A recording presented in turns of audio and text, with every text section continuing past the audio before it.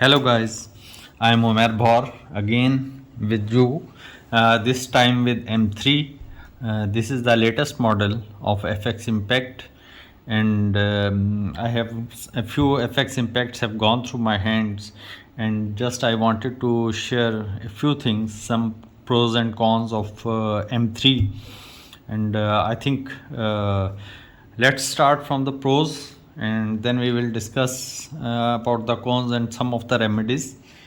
First of all, I will say, as you all know, that M3 comes with two regulators. This is the gauge of the first regulator, and this is the gauge of second regulator. Right now, I have removed the bottle, and this is showing 0, and this regulator is still holding around. It's showing around 90 bar, right? So these two regulators, I understand there is a reason using these two regulators. In fact, what happens, our cylinder, this bottle we normally fill it up to 250 bars, right? When we were using only one regulator, all the pressure of 250 bars was coming to that one regulator that was here, and that one regulator was controlling the whole pressure.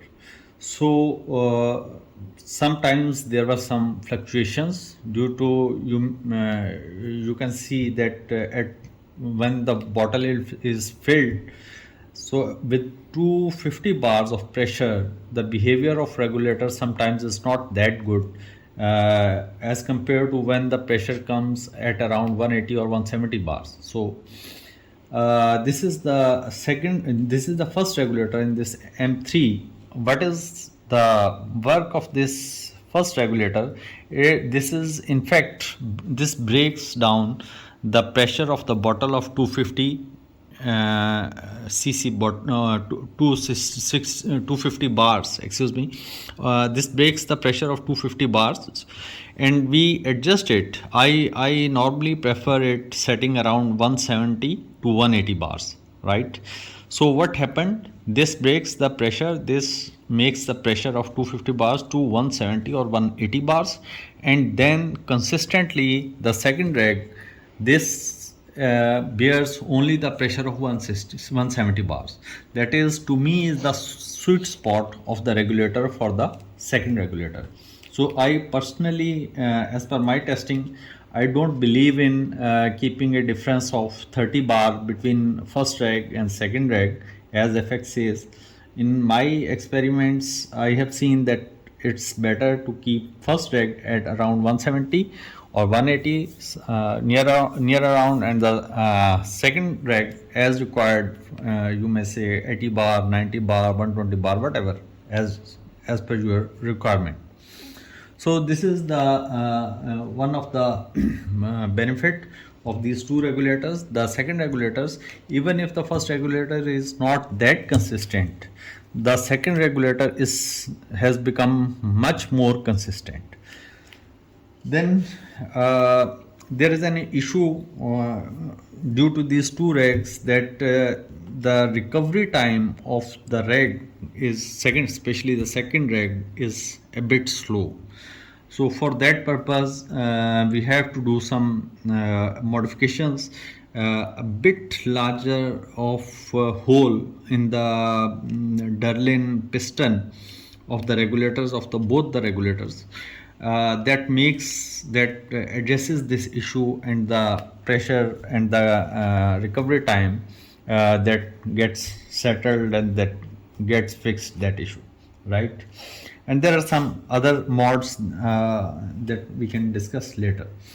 And then apart from these two regulators, then there is one other improvement to me, being a trigger snob. That is a big improvement. That is the trigger. Right now you can see that this trigger, if you have deeply studied the trigger of MK1 and MK2 and PP model, there is a difference in this trigger and those triggers, right? Now you can see, if from a certain angle, this, you can see here is a step, right? This step.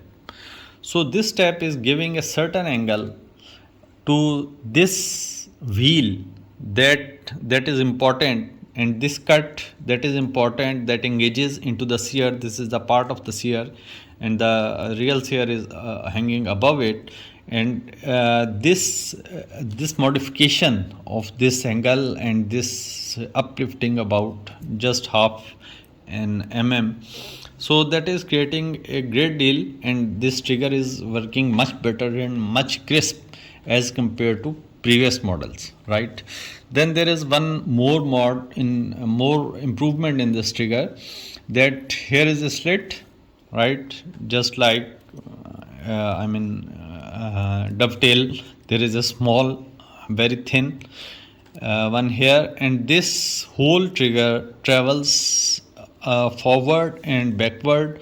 You can loosen this screw and you can move it forward and backward. So this also makes a bit the lever action of the trigger becomes better when you take it rearwards, right? So these two mods, these two improvements of the triggers are great. This improves the trigger. Definitely I will do more. And then a very good for the quick tuning, there is you can see there were a few steps in the power wheel of the old model MK2, but this new model you would have seen in videos, this has 1 to 16 steps. So gradually you can move your you can adjust your hammer more precisely. And similarly this fine hammer, this you no more need that tiny Allen key to adjust the fine hammer. For fine hammer you can just with your finger you can adjust it like this, right? So it has become very easy, right? And you can remember it as this has been, there is given a scale here, so you can remember that at what point of the scale your gun shoots, and you can tune and you can come to replicate that again and again. Okay, so these are all the good things of M3 and this 72cc Plenum. We all know that this has come with this 72cc Plenum, right? So these are the pros in my eyes, and now let's address the cons. Okay, now first of all, this is the 70cc Plenum, just like this. Okay, so the one of the issues, if I compare this Plenum with MK1 Plenum, right, you can see that this is MK1 Plenum and here is a retaining screw, and if I open this retaining screw, there is a groove inside where an O-ring, a sturdy O-ring, this PUR90, this O-ring, right? So this is the Plenum of MK1 and this is the Plenum of MK3. You can see the difference of this end that enters into the blocks, that in MK1 there is a retaining screw here with metal retaining screw, and in fact the O-ring that seals this valve rod, that is inside it in a groove, and then this retaining screw holds it, right? But what is done in the MK2 and MK3, that screw is no more there. You can see this is the Plenum of MK3 and that screw is no more there. And now in this Plenum the arrangement is a bit different. That has created a bit of problem in not only in MK2, because similar is the arrangement in MK2 and similar is the arrangement in M3. So in M3, this O-ring and this O-ring, 90 shore O-ring, and another O-ring 5.5 into 1.5, both are put in this hole, in this cavity. Both are put in this hole, and then there is no retaining. There is no retainer there, no retaining screw, and this rod goes into it, and under air pressure, those O-rings seal this rod, right? So that is to my eyes that is an issue, because inside this part, the angle inside is not straight, that is not a 90-degree angle, rather inside there is a tapered angle, right, like this and like this, right? And again this hole is a bit bigger than required. What happens when this o-ring goes inside and the wall rod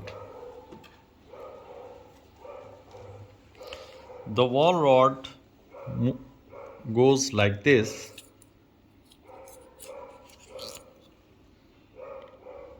I mean if o-rings is inside and this goes in, you can see this is the play, right? So what happens, what this play causes wedging and extrusion of this o-ring. So that extrusion and wedging of the o-ring, that causes, I mean if you leave your gun for a few hours or for one day, it takes normally a few shots to come back to that velocity, that fps where you had adjusted it. So our friend Mr. Seeker uh, and I and some other people had been working on it, and this is the in fact device created by, this is the mod by Mr. Seeker. What he did, and I replicated it here, that it has the same degree, internal degree, or which is inside this cavity, right? This part is made of PEEK and it has the same, this tapered angle, which angle is inside here, right? And further, this hole is tight. This is, I mean there is not a play, this is according to this rod, right, this wall rod. So this is a good fit and it moves, right?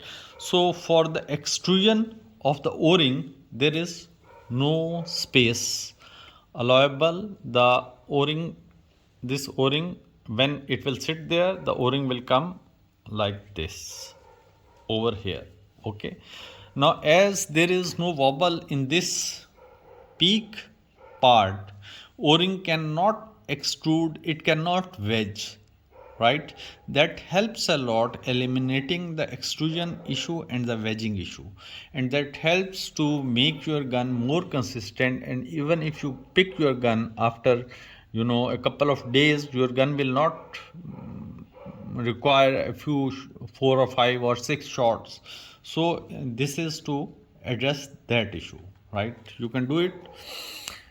And there is one more thing what I have and Mr. Seeker noticed, that this is the company is giving PUR 90 shore o-ring for this rod, and there is a characteristic of PUR o-ring, that PUR is more sticky o-ring. So if you put it somewhere and leave it, it sticks more to that rod or whatever on you put this. And instead this, if you put NBR or some other material, that is much less sticky, and that also helps in resolving this issue, right? These are two things. But the I think FX used this PUR as it is more resistant to wear and tear. That is why FX has used this. But I think that if NBR or some other material is used, that reduces this stickiness issue much better. So this addresses this issue of our plenum. Then we move forward. Yes, this is right. Then what is the next issue?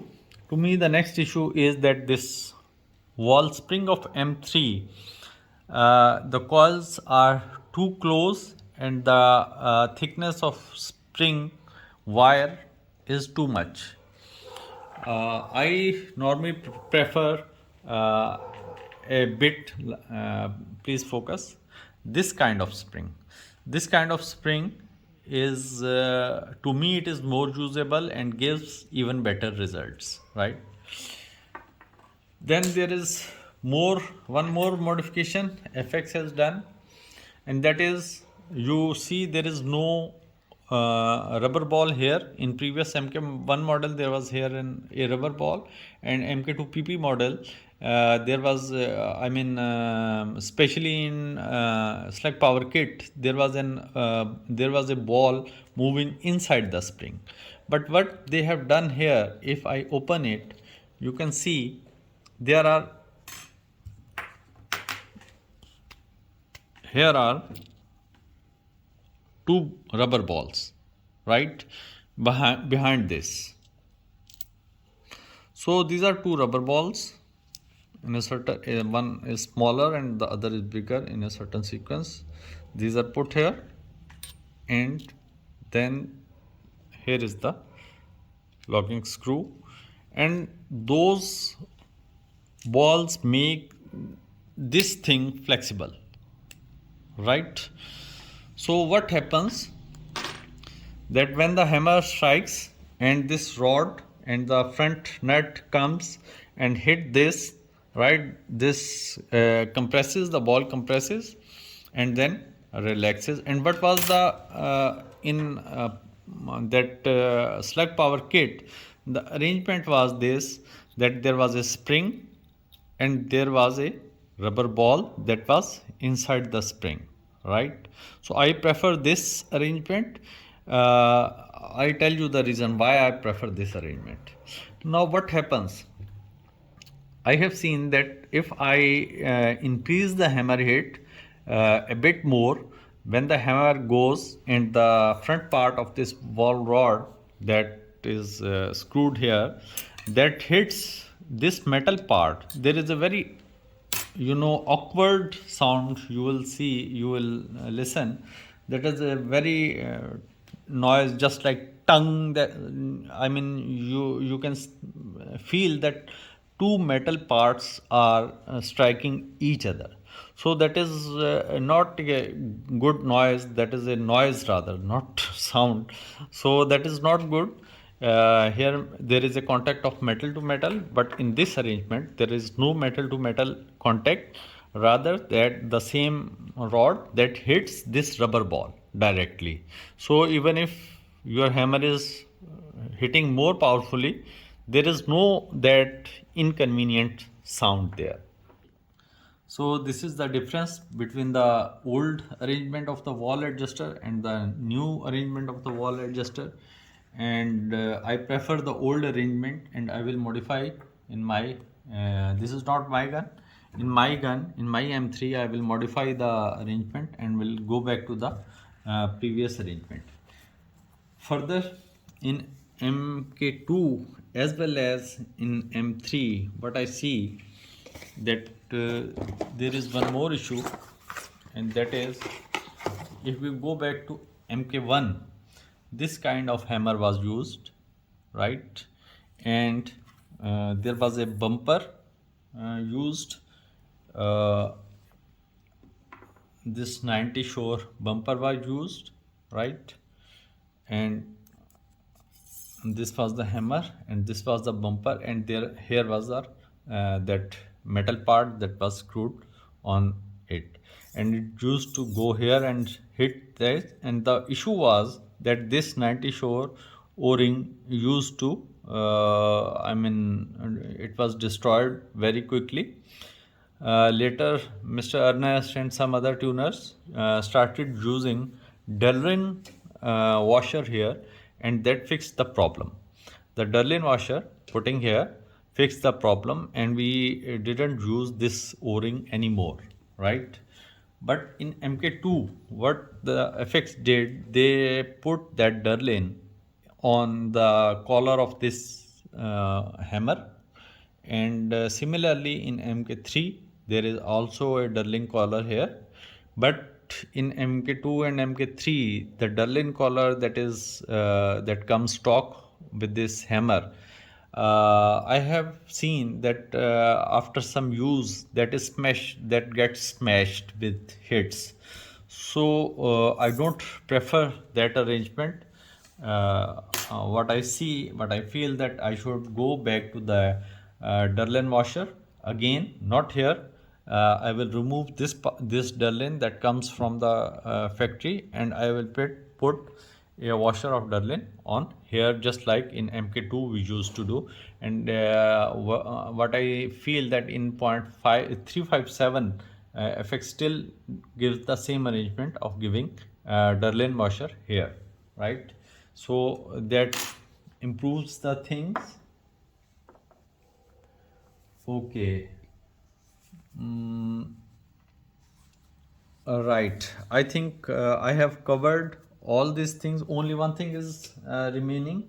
That is, I tell you, in a few effects I have seen that came to me. In one of that M3, what happened? The bore of the liner bore was a bit eccentric. So what was happening when the pellet was inserted, when the pellet was loaded, the pellet was being shaved a bit, right? So in order to address that issue, the accuracy was being compromised, and in order to address that issue, I had to remove the transfer port and to inspect that eccentric that breech part of the barrel of the liner, and I had to make a tapered surface so that the pellet could not get shaved, right? So I polished that and make that part, that liner, a bit tapered, so that resolved the issue and things got settled. So guys, if you like my channel and the information I give here, please like and please subscribe. I see that a lot of people see the videos, but the subscribers are there are very few subscribers. So I will request you to subscribe, and my videos are normally in English and Urdu. Let's start in Urdu. अस्सलाम वालेकुम दोस्तों, English में मैं बात कर चुका हूँ, आइए उर्दू में बात करते हैं। सबसे पहले M3 एक दोस्त की मेरे पास आई हुई है, इससे पहले भी कुछ M3 आई। मैं सोचा आज इस पर एक वीडियो कर दी जाए, इसके प्लस पॉइंट्स भी बता दिए जाएं। तो कुछ चीज़ों का तो आपको पहले से पता है कि इसमें दो रेगुलेटर हैं, एक ये फ्रंट रेगुलेटर है और एक ये सेकंड रेगुलेटर है। सेकंड का गेज यहाँ है, ठीक है। इसमें मुझे कुछ दो रेगुलेटर्स की वजह से कुछ बेनिफिट्स भी दिखाई देते हैं। हमारी जो बॉटल होती है उसे हम नॉर्मली 250 बार्स पे भरते हैं, और अगर एक रेगुलेटर होता है तो 250 बार से लेके, अगर हमारा रेग प्रेशर सपोज 100 है या 120 है, तो 250 बार से लेके 100 बार तक उस एक ही रेगुलेटर के ऊपर प्रेशर होता है। यानी वो 250 बार को भी कंट्रोल करके 100 पे ला रहा होता है, और वो 150 बार को भी कंट्रोल करके 100 पे ला रहा होता है। तो उस रेगुलेटर के ऊपर उसमें भी थोड़ा सा एक कर्व आ जाता है उस रेगुलेटर में। तो यानी रेगुलेटर जो प्रेशर आगे दे रहा होता है उसमें थोड़ा सा कर्व आने के उसमें इम्कानात होते हैं, और हमने देखा है कुछ गन्स में वो आता है कर्व।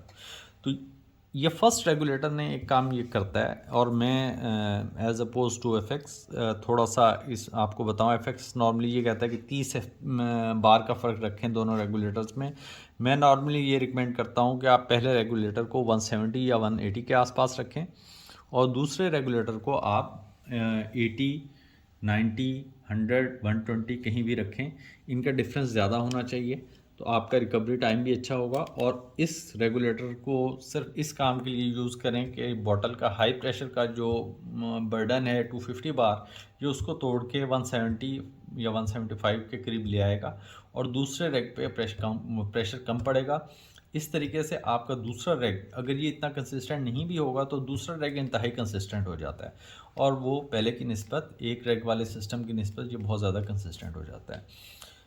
मज़ीद ये है कि इसका रिकवरी जो टाइम है रेग का वो थोड़ा सा कम है। उसको इम्प्रूव करने के लिए हमें इसके पिस्टन को, रेगुलेटर का जो पिस्टन है उसको थोड़ा सा मॉडिफाई करना पड़ता है, उसके बाद ये इशू रिजॉल्व हो जाता है। तो ये तो इसके रेगुलेटर के दो रेगुलेटर होने के कुछ अच्छी चीज़ें थी। फिर उसके बाद ये है कि ट्रिगर इन्होंने इम्प्रूव किया है। आप अगर देखेंगे तो, अगर आपने पहले ट्रिगर्स देखे होंगे तो यहाँ पे इन्होंने एक स्टेप दिया है, और इस व्हील को इन्होंने एक सर्टेन एंगल दिया है। पहले ये एंगल नहीं था, और इसकी वजह से ये ट्रिगर जो है ज़्यादा क्रिस्प हो गया है। और मज़ीद इन्होंने एक एडजस्टमेंट दे दिया, आप यहाँ से ढीला करके इसको इस पट्टी पे आगे या पीछे अपने ब्लेड को मूव कर सकते हैं, ट्रिगर ब्लेड को, और इसे मूव करने से ये एक लीवर बन, जितना पीछे ले जाएंगे ये लीवर की तरह काम करता है और आपको ट्रिगर इतना हार्ड महसूस नहीं होगा। तो इसको मज़ीद भी हम मॉडिफाई कर सकते हैं, ये एक अच्छी चीज़ है। और मज़ीद एक चीज़ जो आपको पता ही है कि यहाँ फोकस कीजिएगा, ये इन्होंने जो पावर व्हील दिया है इसमें इन्होंने सेटिंग्स जो हैं 1 से लेकर 16 तक सेटिंग्स दे दी हैं। ये बहुत ज़्यादा सेटिंग्स हैं अब हमारे पास, और हम बहुत माइन्यूटली गन को ट्यून कर सकते हैं। इसी तरह फाइन हैमर में हमें एक छोटी सी एलन की के साथ एडजस्ट करना पड़ता था, अब हम सिर्फ फिंगर के साथ इसको एडजस्ट कर सकते हैं, हमें किसी टूल की ज़रूरत नहीं है इसे एडजस्ट करने के लिए, राइट। और उसके अलावा ये स्केल भी दे दिया है ताकि हम उसको याद रख सकें, ठीक है, कि कितने पे हमने रखना है, हम रीट्यूनिंग पे वहीं पे आ सकते हैं। तो ये तो हो गए इसके अच्छे पॉइंट्स। अब आते हैं इसके बैड एरियाज़ की तरफ, जो कि कुछ उसमें भी थे, MK2 में भी थे। मैं आपको ये ज़रा दिखाता जाऊं कि ये प्लेनम है, ये प्लेनम है MK1 का, ठीक है। MK1 में ये इशू नहीं था, MK1 में ये था कि ये एक रिटेनिंग स्क्रू था और इसे हम अगर खोलते थे तो अंदर ओरिंग का ग्रूव था जिसमें ओरिंग टाइटली बैठ जाता था, और उसको पकड़े रहने के लिए ये फिर रिटेनिंग स्क्रू था। तो ओरिंग इसी साइड से लगता था और उसके मूव करने का और प्ले का कोई इशू नहीं था। लेकिन MK2 में और M3 में, ये मेरे पास M3 का प्लेनम है, M3 में इन्होंने और MK2 में दोनों में इन्होंने ये किया कि यहाँ से स्क्रू ख़त्म कर दिया और यहाँ इन्होंने अंदर ओरिंग डाल दिया, और ओरिंग सिंपली अंदर भी ये बिठा देते हैं, और उसके बाद ये आपकी वॉल रॉड उसके अंदर से, ओरिंग के अंदर से जाती है, ठीक है। और अंडर एयर प्रेशर वो ओरिंग इस वॉल रॉड को लॉक करता है। आप देखें इसमें ये कितना प्ले है, ठीक है। इस प्ले को वो ओरिंग जो है अंडर प्रेशर फैलता है और इसको रोक लेता है और हवा नहीं निकलती। 2 ओरिंग होते हैं, एक 90 शोर का और एक ऊपर 70 शोर का। अच्छा, अब इसमें एक इशू ये है कि इसका ये जो फ्रंट पार्ट है MK2 में भी और M3 में भी, ये जो फ्रंट पार्ट है अंदर से अगर हम देखें तो ये यूं टेपर्ड है, यूं तिकोना है, ठीक है। तो जब ओरिंग अंदर जाके बैठता है और प्रेशर पड़ता है तो उसमें एक टर्म है वेजिंग, वो एक अजीब सी शेप ले लेता है। और इसी तरह एक टर्म है एक्सट्रूजन। ये जो मैंने आपको गैप दिखाया रॉड इसमें डाल के कि इसमें गैप काफ़ी है, उसमें ओरिंग ख़राब होता है और वो ओरिंग थोड़ा सा फंस जाता है। फिर ओरिंग को नेक्स्ट टाइम मूवमेंट करने में इस वॉल रॉड को मुश्किल पेश आती है।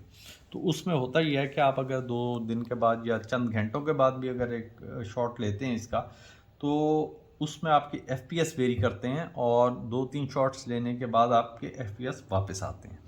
तो उसकी भी एक हमारे दोस्त हैं उन्होंने इसको डेवलप किया और मैं भी यूज़ कर रहा हूँ और इसका फ़ायदा है।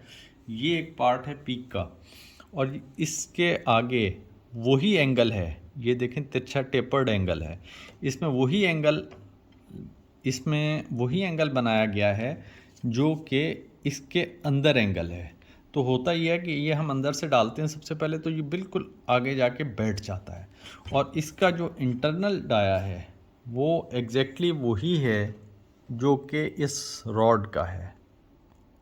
इस तरह से देखें, इसमें प्ले नहीं है, ठीक है। अब जब ओरिंग हमारा 90 शोर का इसमें बैठता है और उसके बाद हमारा ये पार्ट इसमें बैठता है, ठीक है। तो अब ओरिंग को, क्योंकि इसमें इस पार्ट में प्ले नहीं है, तो ओरिंग जो है वो एक्सट्रूड नहीं कर सकता, वो इसके अंदर घुस नहीं सकता अंडर प्रेशर। तो उसकी वजह से ये जो स्टिकनेस होती है जिसकी वजह से वेरिएशन FPS की आती है वो भी बहुत कम हो जाती है, बहुत नॉर्मल पे आ जाती है। और फर्दर एक मॉडिफिकेशन और हम ये देखते हैं कि ये POR का जो ओरिंग है इसकी बजाय 90 शोर का ही अगर आप NBR का ओरिंग यूज़ करें तो NBR का ओरिंग जो है इसकी निस्बत बहुत कम स्टिक करता है। इसकी POR स्टिक ज़्यादा करता है और चिपकता ज़्यादा है, NBR कम चिपकता है, लेकिन POR की लाइफ ज़्यादा होती है। शायद FX वालों ने इसलिए ये लगाया, लेकिन मैंने NBR भी लगा के देखा तो वो उसका रिज़ल्ट इससे बेहतर आया। तो इसका ये सोल्यूशन भी आपको हमने बताया। और इनकन्सिस्टेंसी भी दूर होगी। फिर दूसरी चीज़ आती है कि M3 के इन्होंने वॉल स्प्रिंग जो दिया, आप देखें M3 का ये वॉल का स्प्रिंग है, ठीक है। ये मेरे लिए इतना कामयाब नहीं है जितना कामयाब मेरे लिए इससे थोड़ा सा नरम और थोड़ा सा लंबा और थोड़ा इसमें देखें गैप जो है इन स्प्रिंग में ज़्यादा है। तो मेरे लिए ये स्प्रिंग ज़्यादा मुझे अच्छी कंसिस्टेंसी भी देता है, पावर भी देता है और एडजस्टमेंट्स की लिमिट्स भी ज़्यादा देता है, ठीक है। तो स्प्रिंग मैं ये पसंद करता हूँ। M3 का स्प्रिंग मुझे उतना मज़ेदार नहीं लगा। और उसके बाद फिर मज़ीद एक चीज़ ये कि M3 में आप देखें कि यहाँ पे कोई रबर बॉल नहीं है, मेटल है, लेकिन इसमें रबर बॉल अंदर दी गई है। यहाँ से अगर आप खोलेंगे तो आप देखेंगे कि अंदर रबर बॉल दी गई है, ठीक है। तो ये इसका पिस्टन है। उसके बाद इन्होंने ये 2 रबर बॉल दिए हैं एक ख़ास अरेंजमेंट में, ठीक है। और इन रबर बॉल्स को ये स्क्रू लॉक करता है, ठीक है। और इससे होता ये है कि ये जो पूरा पीस है ये फ्लेक्सिबल हो जाता है, ये थोड़ा सा दब रहा है, ठीक है। अब जब हैमर आके लगता है और हैमर का फ्रंट पार्ट जो उसको लॉक करता है वो इन थ्रेड्स पे होता है, तो ये मेन पार्ट आके जब ज़ोर से इस पे लगता है तो एक इशू ये आ रहा है कि ये मेटल टू मेटल कांटेक्ट जब होता है तो हैमर जब आप ज़रा सा टाइट करते हैं तो एक अजीब सी ऑकवर्ड आवाज़ आती है, बहुत अजीब सी ठक करके टंग करके आवाज़ आती है। तो वो भी चीज़ जो है इतनी कोई अच्छी नहीं है। जबकि इससे पहले जो था स्लग पावर किट वाला अरेंजमेंट भी अच्छा था, MK1 वाला भी अरेंजमेंट अच्छा था। स्लग पावर किट में ये अरेंजमेंट था कि स्प्रिंग था और उसके बाद रबर बॉल थी जो कि स्प्रिंग के अंदर जाती थी। तो अब जब ये मेटल का पार्ट आके जो इस पे स्क्रू इन हुआ हुआ होता है वो आके अगर लगता भी था तो वो डायरेक्ट रबर बॉल पे लगता था, तो उसमें फिर वो साउंड क्रिएट नहीं होती थी, ठीक है। और कंसिस्टेंसी भी बेहतर रहती थी। तो ये पार्ट जो है पुराने मॉडल का ये मुझे ज़्यादा बेहतर लगा और मैं अपने गन के लिए उस तरह की चीज़ जो है वो करूँगा। अच्छा जी, अब है ये हो गया।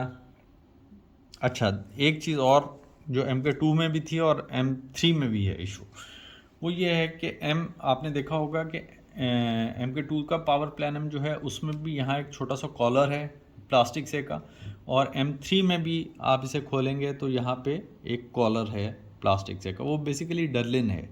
लेकिन ये जिस तरीके से कंपनी ने डर्लिन यहाँ दी है, ये MK1 का हैमर है, इसलिए इसमें आपको वो चीज़ नज़र नहीं आ रही।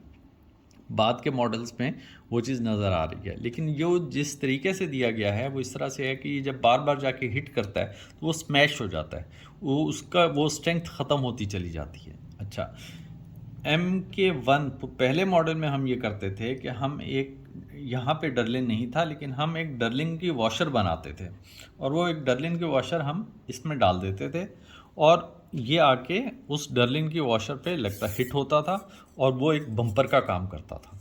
तो वो ज़्यादा इफ़ेक्टिव तरीका है। और अगर मैं सही हूँ तो जो हाई पावर की इनकी और गन है 0.357 उसमें इन्होंने वही डर्लिन ही दिया है सामने, इसमें डर्लिन नहीं दिया। इसमें जो डर्लिन वाला मामला है वो ग्रेजुअली ख़राब हो जाता है और वो उस तरह से वर्क नहीं करता। अच्छा जी, ये हो गया। उसके बाद फिर और इनका मटेरियल हो गया, ये हो गया और ट्रिगर की चीज़ हो गई। अच्छा, ये एक पिछले दिनों मेरे पास एक बैरल एक M3 आई थी, उसमें एक बड़ी अजीब सी चीज़ थी कि पैलेट अंदर जाते हुए अटकता था और वो अटक के डैमेज हो जाता था, जिस तरह पैलेट शेव हो जाता है। उसको मैंने जब खोला, ट्रांसफ़र बोर्ड वगैरह खोली, अंदर से इंस्पेक्ट की, ट्रांसफ़र बोर्ड बिल्कुल ठीक थी, लेकिन जब लाइनर देखा तो लाइनर का होल जो है वो थोड़ा सा मिसअलाइंड था, तो उसके लिए वो शेव कर देता था पैलेट को। तो उसके लिए मैंने फिर उसको थोड़ा सा पॉलिश किया और थोड़ा सा टेपर किया, यानी अंदर लाइनर का जो होल जहाँ से स्टार्ट होता है ब्रीच से, उस होल को थोड़ा सा टेपर किया, टेपर करके उसको पॉलिश किया। ताकि पैलेट जो है अंदर जाते हुए किसी भी एज को ना टकराए। ये बहुत इंपॉर्टेंट है एक्यूरेसी के लिए कि पैलेट जहाँ से इंसर्ट होता है उसको बहुत परफेक्ट होना चाहिए। तो वो सारा प्रोसेस करने के बाद ये एक्यूरेसी का इशू ख़त्म हो गया और ये ठीक हो गई। तो बेसिकली ये बहुत क्वांटिटी में बनने वाली गन्स हैं, तो इस तरह की चीज़ें रह जाती हैं। तो दोस्तों, अगर वीडियो पसंद आई हो तो लाइक कीजिएगा और सब्सक्राइब कीजिएगा। बहुत शुक्रिया। अस्सलाम वालेकुम।